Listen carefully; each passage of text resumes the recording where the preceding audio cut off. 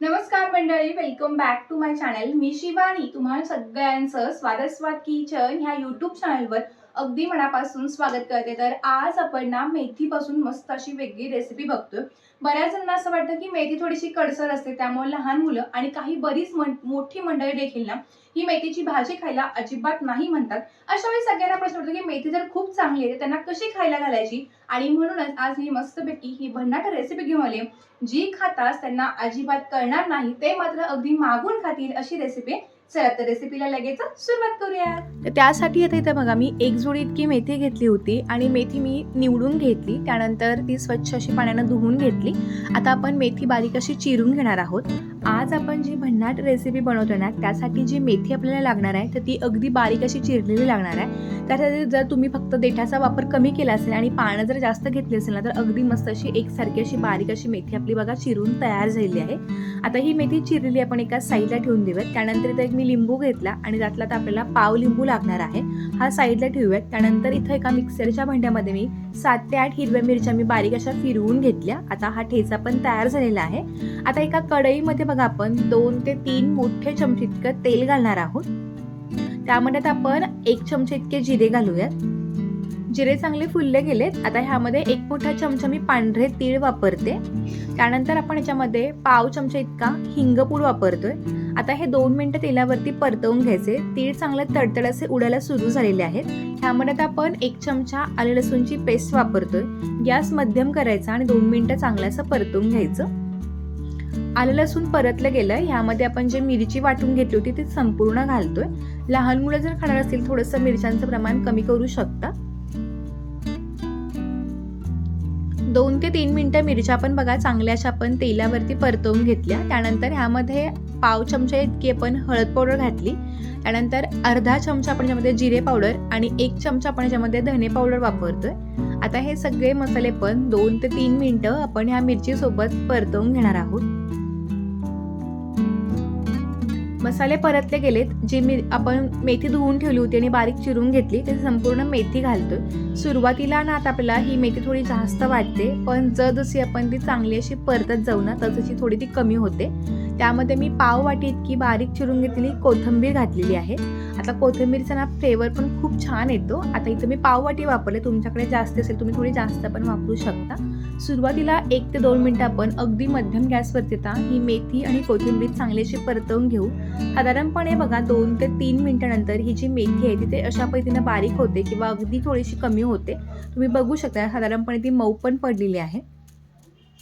अशा पद्धतीने चांगली परतली गेली की ह्यामध्ये आता आपण चवीनुसार मीठ घालतोय आणि जो आपण पाव लिंबू घेतला होता तो लिंबू रस घालतोय.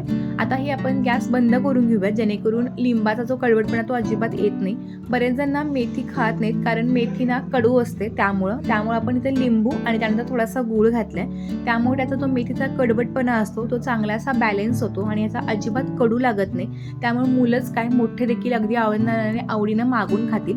हे सगळं चांगलं मिक्स केले. आता कढई गरम असल्यामुळे गूळ पण चांगला वितळला जाईल.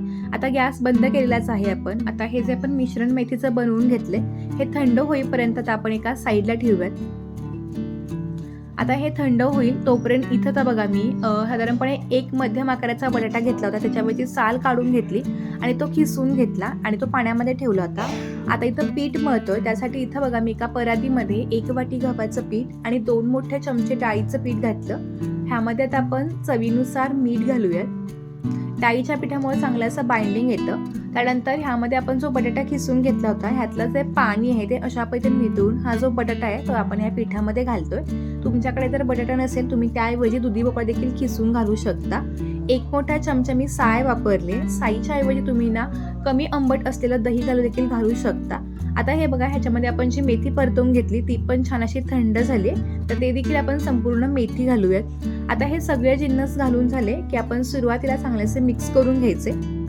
आता मेथीमध्ये देखील थोड्या प्रमाणात मॉइश्चर आहे आणि त्यावर आपण जो बटाटा वापरला तो देखील खिसून घेतला.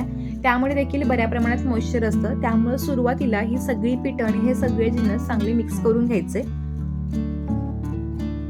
तुम्ही जर चॅनलवरती नवीन असाल आणि अजूनही चॅनलला सबस्क्राईब केले नसेल तर प्लीज चॅनलला सबस्क्राईब करून त्या पुढील बेल बटनला क्लिक करायला पण विसरू नका.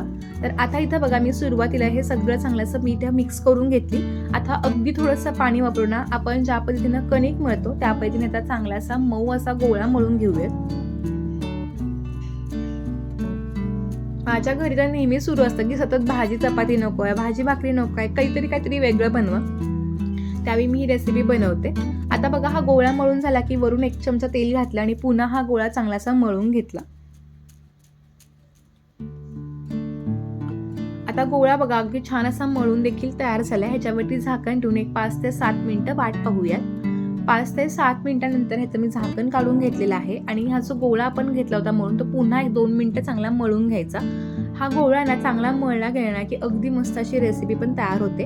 आता ह्याचे साधारणपणे आपण पराठ्यांना जेवढे गोळे करतो तेवढे गोळे करून घ्यायचे. आता इथं आपण 1 वाटी गव्हाचं पीठ आणि 2 चमचे डाळीचं पीठ वापरलं, त्यामध्ये 5 ते 6 हे गोळे तयार होतात. एक गोळा मी गव्हाच्या पिठामध्ये अशा पद्धतीनं बुडवून घेतला आणि त्यानंतर तुम्ही लाटून घेते. लाटताना ना तुम्हाला जर आवश्यक असेल तुम्ही थोडं आणखीन पीठ लावू शकता. फक्त एक गोष्ट लक्षात ठेवा, तो म्हणजे हा जो पराठा किंवा हा जो आपण थेपला बनवतोय तो जास्त पातळसर असावा, म्हणजे तो खाताना खूप जास्त मस्त लागतो. जर तुम्हाला कुठे प्रवासामध्ये जायचं असेल तर तुम्ही 7 ते 8 दिवसासाठी हा टिकवणारा असा पराठा आहे. चव तर अप्रतिम आहे, कोणतीही भाजी लागत नाही, अगदी मस्त पातळसर मी लाटून घेतला. तवा चांगला तापल्यानंतर ह्याच्यावरती हा जो थेपला होता तो घालून घेतला. सुरुवातीला लगेच तेल न लावता 1 ते 2 मिनिटं अशा पद्धतीनं परतवून घेतला आणि हा परतल्यानंतर त्यानंतर मी ह्याच्यावरती थोडंसं तेल लावून घेते. तुम्ही इथं तेलाच्या ऐवजी तूप पण लावू शकता. हे जे थेपले आहेत ना प्रवासामध्येच काय घरी पण खूप छान होतात. बऱ्याच वेळा टिफिनला वगैरे आपण घेऊन घेऊ शकतो. इतकी मस्त रेसिपी आहे. तुम्ही जर हे थेपले घरी बनवत असाल तर मला कमेंट करून सांगा त्याची रेसिपी. मी त्या पद्धतीने देखील नक्कीच करून बघेन. ही पण रेसिपी खूप छान आहे. तुम्ही ही पण रेसिपी जरूर ट्राय करून बघा. छान असे मस्तपैकी डाग पडतायत. आता बाकी सगळे देखील आपण जे थेपले लाटून घेणार आहोत ते देखील अगदी अशाच पद्धतीने आपण लाटून घेणार आहोत. आता मी एका बाजूला गॅसवरती थेपले भाजून घेते आणि दुसऱ्या बाजूला जे पराठे आहेत ते पण छानपैकी असे लाटून घेते, जेणेकरून अगदी पटकन अशी रेसिपी बनते. तुम्हाला पण अशा झटकीपट आणि साध्या सोप्या रेसिपीज जर पाहायला आवडत असतील तर कमेंट करून सांगा. तुम्ही हा व्हिडिओ कोणत्या गावातून किंवा कोणत्या शहरातून पाहताय हे मला कमेंट करून सांगायला विसरू नका, जेणेकरून मला कळेल की माझे व्हिडिओ कोणत्या गावामध्ये किंवा कोणकोणत्या शहरामध्ये बघितले जातात. तर सगळे थेपले बघा मी अगदी अशाच पद्धतीने मस्तपैकी छानपैकी मध्यम गॅसच्या वरती हे शेकून घेते. तुम्हाला जर ही रेसिपी करताना काही शंका आली तर ती देखील तुम्ही मला कमेंट बॉक्समधून विचारू शकता. मी प्रत्येक उत्तरांचा नक्की प्रयत्न करेन. सगळे थेपले माझे झालेले आहेत. हे गरमागरमच काय गार झाल्यावर पण तितकेच मस्त लागतात. त्यामुळे तुम्ही प्रवासामध्ये ना 7 ते 8 दिवसासाठी आरामात नेऊ शकता. आता इथं मी हे जे थेपले ते टोमॅटो केचप सोबत सर्व केले. तुम्ही कोणतीही भाजी किंवा दह्यासोबत किंवा नुसतंही खाऊ शकता. इतकी मस्त ही रेसिपी लागते. जरूर ही रेसिपी करून बघा. आता मी तुम्हाला ही रेसिपी खाऊन देखील दाखवते.